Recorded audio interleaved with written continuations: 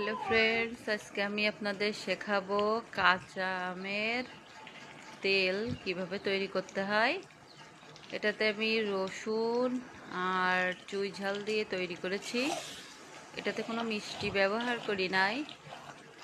ফার্স্টে দিয়েছি জিরে, আদা, গরম মশলা, পেঁয়াজ, রসুন বেটে। তারপরে নামানোর আগে দিয়েছি জিরা, পাঁচফোড়ন, শুকনা মরিচ, গরম মশলা গুঁড়া করে রেখেছিলাম, ওইটা এখন দিয়ে দিব। এই যে শেষ।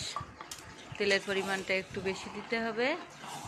এটা খিচুড়ি দিয়ে খাইতে বেশি মজা, অনেক সুন্দর, একদম মাংসের মতন স্বাদ লাগবে খাইতে। চুই ঝাল দেওয়া এর ভিতরে আর আস্ত রসুন দেওয়া, এটা অনেক দিন পর্যন্ত রাখা যায়।